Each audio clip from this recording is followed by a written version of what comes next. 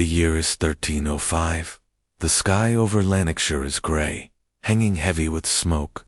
Crows circle above the charred remnants of a village, the scent of burnt thatch and scorched flesh clinging to the air. A boy stumbles between collapsed stone walls, barefoot, thin, no more than 10. His hair is matted, lips cracked, eyes sunken. He has not eaten in 2 days. His mother's body lies nearby, a javelin through her back. He doesn't cry anymore. He doesn't have the strength. The English patrols had come swiftly after Wallace's execution in Smithfield. Villages known to harbor rebel sympathizers were raised in a warning. No names were taken, only survivors marked. The boy, his name once Callum, though that will vanish, was struck unconscious and dragged behind a wagon headed south. A noble commander, Sir Aldwin de Brock, sat atop a horse ahead, unaware or uncaring. His orders were clear: root out dissent. But during camp that night, when the boy was tossed near the cook fire for warmth, a lady traveling with the convoy gasped. She approached slowly, lifting the boy's chin. In his hollowed, pale features, she saw the mirror of her dead son, Prince Edward, firstborn of King Edward and Queen Eleanor, died of a wasting fever at age 7.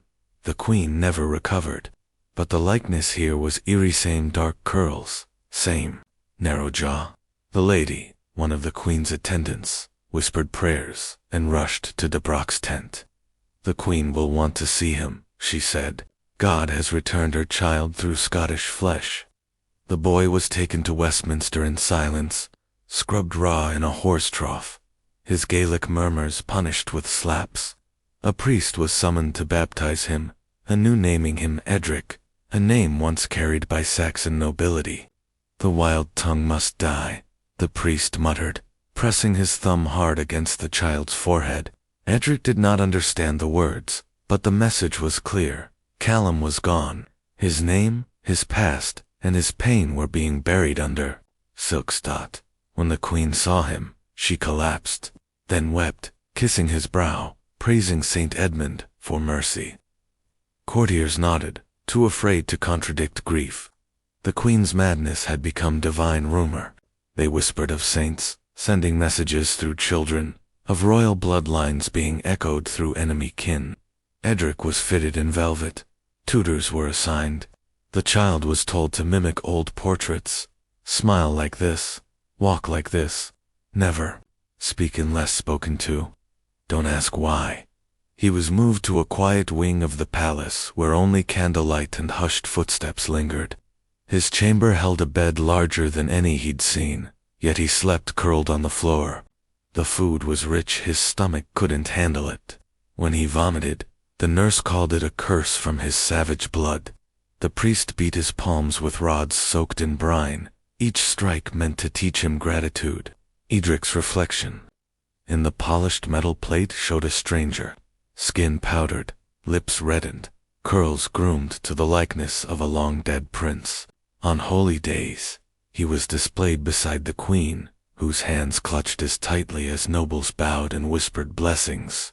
"His eyes are just like the late prince's," they said. Edric stopped blinking. He stopped speaking. He stopped resisting. On his second week, he reached for bread with his left hand. The steward gasped, seized him by the ear, and dragged him into the chapel. "The devil's hand," the man spat. "You reach toward Christ with Satan's limb." That night, Edric's knuckles bled from kneeling for hours in repentance. A monk watched from the shadows, murmuring hymns. The Queen commissioned a tapestry. It depicted herself and the boy in a garden, light haloing their heads. The weaver was instructed to capture the boy's purity. He was not allowed to move. 4 hours during the sketch. When he fainted, they poured vinegar into his nose to wake him. The tapestry would hang in the Queen's private chamber, a miracle, sewn in wool, she called it. One morning, Edric overheard a servant whispering that Wallace had been hanged, drawn, and quartered alive. The servant was flogged that evening. Edric dreamed that night of a tall man in chains, his limbs torn apart, his screams echoed in Latin prayers. The next day, Edric asked the nursemaid, "What happens to men who speak their own name?" She didn't answer. He stopped asking questions. Weeks passed. On a rainy afternoon, a mirror was brought into his room, carved and inlaid with silver. Edric stood before it in silence. The boy, looking back, wore princely robes, but his eyes were Callum's, the eyes of a child whose family was burned. He whispered in Gaelic, "Isme's Duine Sambith. I am nobody." Behind the door, the steward made note of the words. That evening, his old clothes were burned in the courtyard. The priest watched silently, lips moving in a blessing. The past had been erased. Only the illusion remained. Edric was to become the face of something dead, and in doing so, he was no longer living. Every morning began before sunrise. The sound of a handbell summoned Edric from his straw mattress. He was no longer permitted a feather bed, after a monk deemed comfort a temptation for false saints. 2 servants dragged him upright, washed his face with cold water laced with rose vinegar, and dressed him in linen. No one spoke. Words were rationed. Like grain, the corridor outside reeked of damp wood and sweat. Downstairs, kitchens hissed with boiling fat, but Edric rarely ate hot food. His meal a crust of barley bread, goat's milk, sometimes figs, was placed on a silver plate he could not touch until prayers were recited. One missed word, one mumbled syllable, and the bread was taken away. He wasn't allowed to leave the chamber without an escort. Behind him followed a pale-faced servant boy, no older than 12, who bore a stitched scar across his lips. Edric once tried to ask his name. The boy only shook his head. Later, the steward beat Edric for fraternizing with the silenced. Each day followed the same path: lessons in posture and enunciation, Latin recitation, silent meals with the queen, prayers, then the rituals. He was made to light candles before a shrine to Saint Edward, kneel before painted saints, wear a relic about his neck that left his skin red and raw. A monk traced letters on parchment, forcing Edric to copy them with a reed pen until his fingers cramped. One mistake and the page was burned. Hygiene was brutal. His scalp was scrubbed with lime and his nails scraped clean with a blade. Servants powdered his skin to conceal blemishes. If he flinched, the brush was applied harder. Once, when a rash appeared across his arms, the healer declared it a mark of disobedience. Leeches were applied. He bled through the night. Disease moved quietly through the palace. One laundress collapsed, carrying linens, and died 2 days later. No one mentioned her name again. The corridor where she worked was sealed off with wax and holy water. Edric began coughing after, but was told not to show weakness. Weakness suggested impurity, and impurity was punishment waiting to happen. Sometimes, in the silent moments between duties, he remembered things. His brother's laugh, the smell of peat smoke, his father lifting him over a fence. These thoughts were dangerous. The monk who oversaw his days claimed memory of former lives diluted sainthood. The vessel must be emptied, he would whisper while tightening the iron crossbelt around Edric's waist. The queen, when she was lucid, stroked his hair and murmured lullabies. She called him "my little Edward" and would not hear correction. One afternoon she showed him a lock of her dead son's hair sealed in glass. She pressed it to Edric's cheek and wept. Later, the chamberlain warned him, "If she believes you doubt her, you'll be sent away, or worse, left in the abbey cells. You must never let her grieve again." The abbey was a place no one spoke of directly, but Edric had heard the stories. Stone cells, screams at night, writings on the walls, etched with fingernails. The queen's other visions had once lived there. All were eventually healed. None returned. There were others in the palace like him, though none as closely watched. A girl with milk-white eyes who was paraded as a prophet during Lent, a one-armed servant said to carry the blood of a Welsh martyr, a boy rumored to be the bastard of a slain lord, made to serve at the altar barefoot every Sabbath. Edric saw them only in passing. Their eyes were always downcast. Edric tried once to speak to the queen in his native tongue, quietly, just a phrase. She froze, then screamed. Guards dragged him out. For 2 days he was locked in the vestibule near the kennels, surrounded by barking dogs and piss-soaked straw. He returned, changed. He never used the old words again. He began mimicking everything, the queen said. Her tone, her phrasing, the way she looked at the sky before praying. He did it without thought. Habit became instinct. Even his dreams were no longer his own. He dreamed in Latin now, about shrines, gold, and flames. Once the new steward was brought in, a young man from Kent. He looked at Edric with something unfamiliar, pity. One night, he left a real apple on the child's pillow, fresh, red, untouched. Edric stared at it for an hour. Then he threw it out the window. He was too afraid it was a test. Some nights he heard the monks chanting below, their voices droning like bees. The queen whispered about visions again, saying God was speaking through fire. Edric looked at the hearth, watched the flames curl like fingers, and wondered if God had already burned through him and found nothing worth keeping by the end of winter. His bones showed beneath his skin despite the food. His body did not belong to him. It was dressed, washed, posed, punished. His thoughts, when they came, were foreign. Sometimes he forgot whether he was the one thinking or just echoing what had been taught. The steward once said, "He no longer flinches. That's good. The court prefers dolls to ghosts." He was becoming exactly what they wanted, and he knew it. The queen stopped calling for him. Her illness deepened. Some said it was her heart. Others whispered poison. Edric was left in his chambers for days with no visits, no touch, no voice but the monks. Without her presence, his purpose thinned. He was no longer paraded, no longer polished. His hair grew uneven. No tapestries were ordered. No prayers said over him. He sat still for hours, forgotten among the carved saints. The new bishop overseeing. The household believed grief had turned to idolatry. He condemned the queen's visions as sinful obsession and called Edric a distraction born of guilt and devilry. No soul should live as a shadow, he proclaimed. It mocks God's will. That night, Edric's garments were taken. He was given coarse wool robes and told he'd begin penance. They moved him to the north wing, where the stones were always wet. He shared the space with broken statues and books left to rot. He was made to sleep on boards, hands bound with rosary, beads as meals had. The monk in charge of his purification instructed silence as devotion. Speaking without permission meant hunger. Eye contact meant prayer. Disobedience meant pain. The queen, in her fever, called for her son, but when they brought Edric, she shrieked.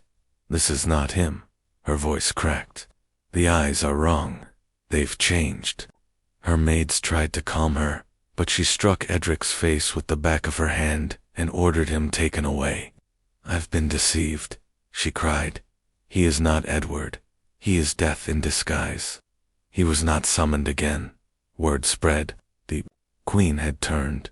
The boy was no longer a miracle. He was a mistake. The bishop used it as cause for discipline. Edric was to be purified through pain.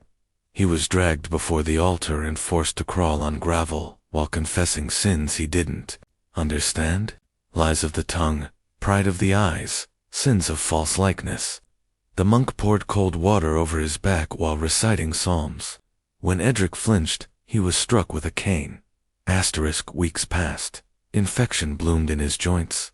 His hands trembled during prayer, and for that, he was denied food. A healer was called only when his fever threatened to kill him, not to save him, only to preserve the body. If he died too soon, there'd be questions. Then came the decree. The bishop declared that for the heresy of impersonating the dead, Edric would undergo the ritual of correction. He was led to the sanctum below the chapel, stripped, laid on a stone table. The bishop whispered absolution, while the surgeon prepared. The queen did not object. She had already forgotten his name. Asterisk, the blade was clean. The hands were not. They gave him no herbs, no oil, only a rag to bite down on. When it was done, he vomited and bled into the cracks of the stone. The monks collected the blood and cloth and buried it behind the chapel wall. To seal the sin, they said.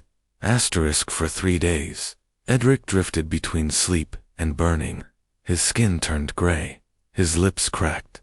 He cried out once.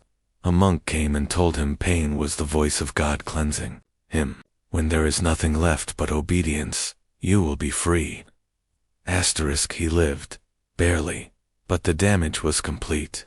He no longer walked properly, his voice, already quiet, reduced to a rasp. He had nothing left to lose. No one came to check on him, but a mute servant who left broth once a day. The door was kept bolted from the outside. Asterisk, in the cold weeks that followed, he scratched lines into the wall. He counted the days since his name was last spoken. He counted the times he was struck. Then he stopped counting altogether. Numbers didn't mean anything anymore. Nothing did. Asterisk, he had a dream of a great crowd watching a man being torn apart, his limbs tied to horses. The crowd cheered. The man's face turned toward Edric, and it was his own. He woke screaming. The monk told him the devil visits those who still dream of themselves. Asterisk, one evening, a visitor came in secret, a young knight, curious about the queen's lost angel. He looked at Edric with disgust. You're the reason she lost her mind, he spat.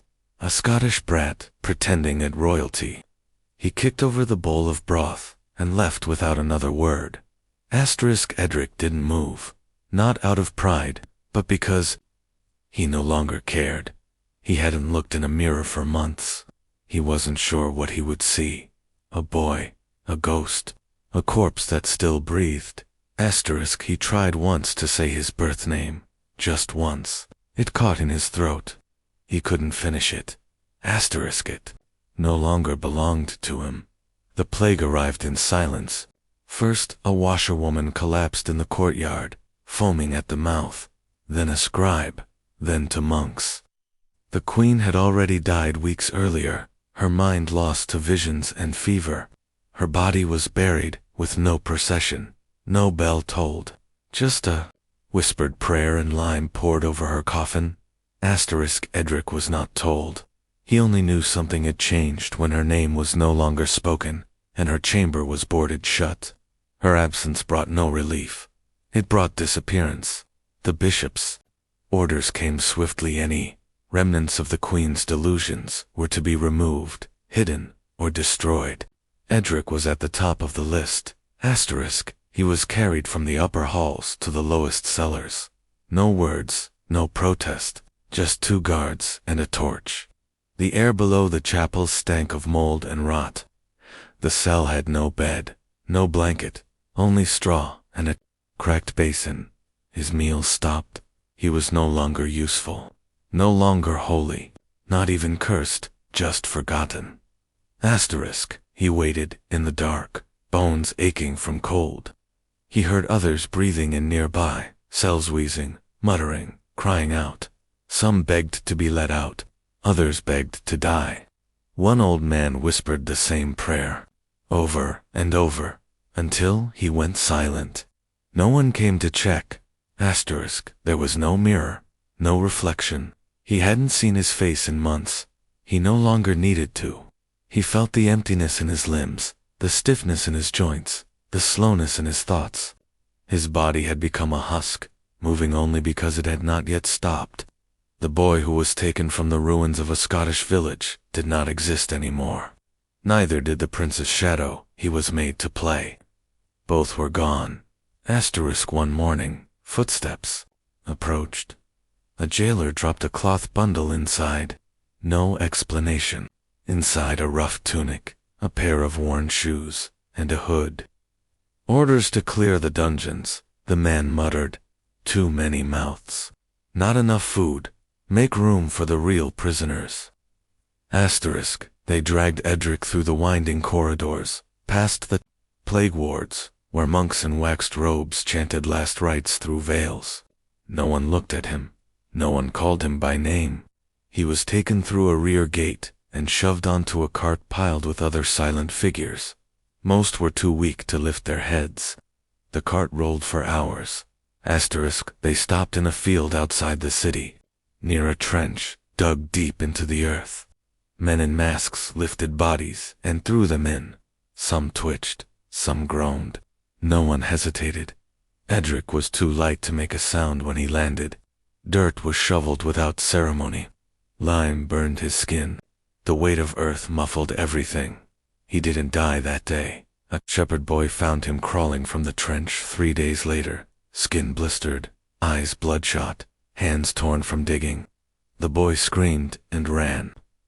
By dusk, 2 militiamen found Edric by the road. One said he must be mad. The other said plagued. They beat him unconscious with clubs and dragged him to the edge of a forest, tying him to a tree with rope. They left him to die under a rainstorm. He awoke, days later, half dead, soaked, freezing, vision blurred. A monk traveling south found him, took pity, and brought him to an abbey far from the city. They took him in, not out of mercy, but because he couldn't speak. They assumed he was mute and mad. He was assigned to the lowest tasks, scrubbing latrines, burning lice-ridden blankets, emptying chamber pots. No one asked his name. He lived in the abbey for 5 more years. Thin, broken, unknown. He slept beside corpses during winter nights. For warmth. His hair never grew fully back. He walked with a limp. His voice returned, but he never used it. What would he say? Eventually, he vanished. Some said he wandered into the woods and froze.